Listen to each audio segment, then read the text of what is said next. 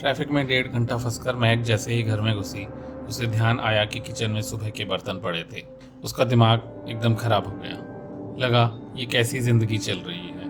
वही सुबह से लेकर शाम तक का काम और बाद में घर का काम खत्म करने के बाद वो अपना कैमरा लेकर बैठ गई। कभी महक ने सोचा था कि वो बहुत बड़ी फोटोग्राफर बनेगी, और कहाँ वो अभी 9 to 5 की जॉब में फंसी हुई थी। महक ने तुरंत कहीं जाने का सोचा। उसे लगा कि इस तरह कैमरे का इस्तेमाल भी हो जाएगा और उसके लिए माहौल भी बदल जाएगा। तुरंत अपना लैपटॉप लेकर उसने मसूरी में एक होटल ढूंढा और कमरा बुक कर लिया। बड़े ही कम दाम में उसे बहुत अच्छा होटल मिल गया था, पर महक को ये नहीं पता था कि यही होटल उसकी पूरी जिंदगी बदलने वाला था। महक को होटल पहुंचते पहुंचते 4 बज गए थे। होटल तक आने के लिए लगभग 400 मीटर पैदल चलना पड़ता था। सारी गाड़ियां वहीं रोक दी जाती थी।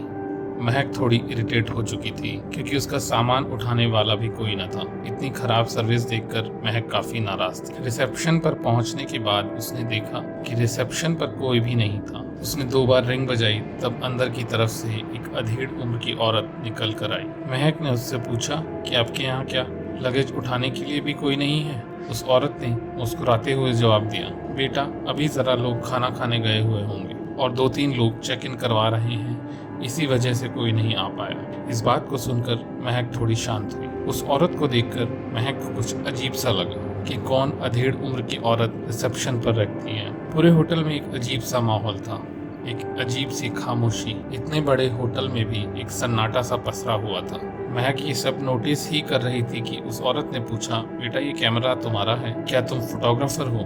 महक के चेहरे पर मुस्कान आई और महक ने हंसते हुए बोला, नहीं आंटी, फोटोग्राफर तो नहीं हूँ, लेकिन बनने की कोशिश कर रही हूँ। इतनी देर में महक की नजर दीवार पर खुदे हुए कुछ नामों पर गई। दीवार में कुछ नाम खुदे हुए थे। उसने उस औरत से पूछा, ये नाम किसके हैं? औरत ने जवाब में कहा कि ये वो लोग हैं जो हमारे सबसे फेवरेट गेस्ट हैं, ये यहाँ ही रहते हैं। महक ने पूछा, पूरे टाइम यहाँ ही रहते हैं क्या? उस औरत ने कुछ जवाब न दिया और मुस्कुराते हुए रजिस्टर में लिखती रही। महक कमरे में जाकर थक कर सो गई।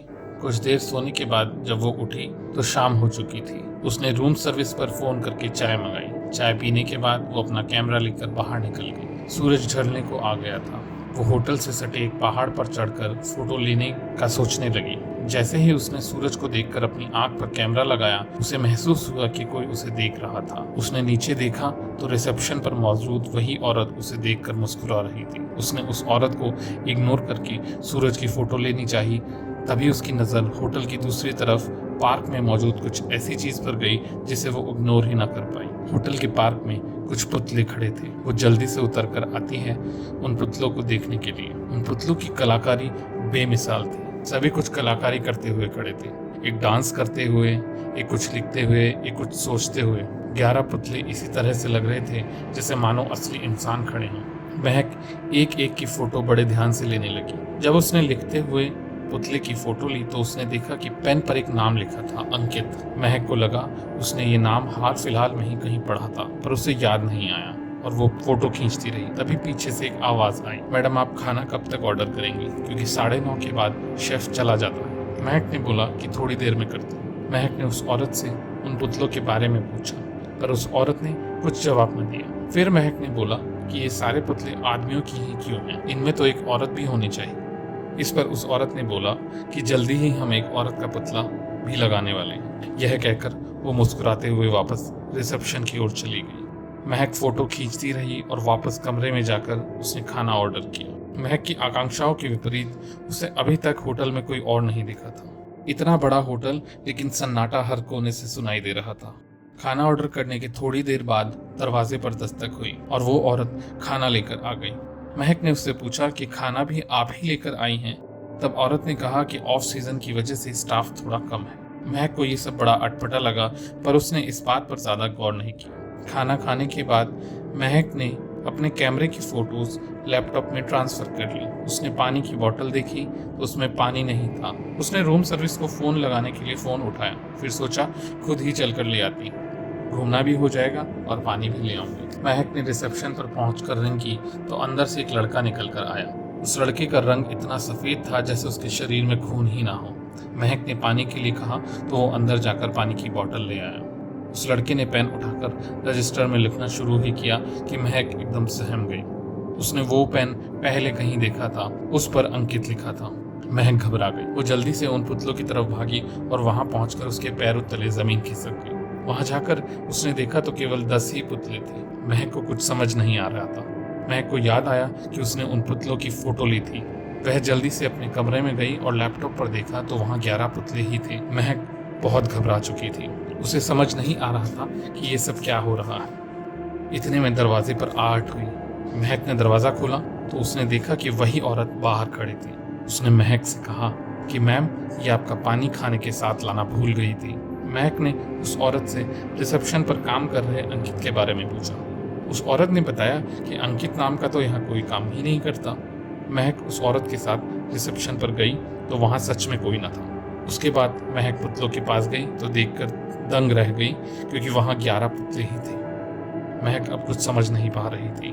वो इस बात पर यकीन करे या पहले वाली बात पर। महक अपने रूम की तरफ बढ़ी और सोचा कि शायद ये सब उसका वहम था। वापस आकर सो गई। एक जोर की खटखटाहट से महक की आंख खुली। उसे लगा जैसे खिड़की के बाहर कोई अंदर झांक रहा हो। महक ने घबराते हुए दरवाजा खोल कर देखा तो बाहर कोई न था। बस उसके कमरे से थोड़ी दूर एक लड़का डांस कर रहा था और एक खड़ा होकर अपनी कॉपी में कुछ लिख रहा था।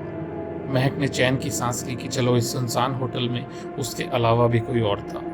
महक को प्यास सी लगी। उसने पानी की बोतल उठाई तो वो खाली निकली। महक रिसेप्शन की ओर चली। हल्की हल्की नींद में वो थी।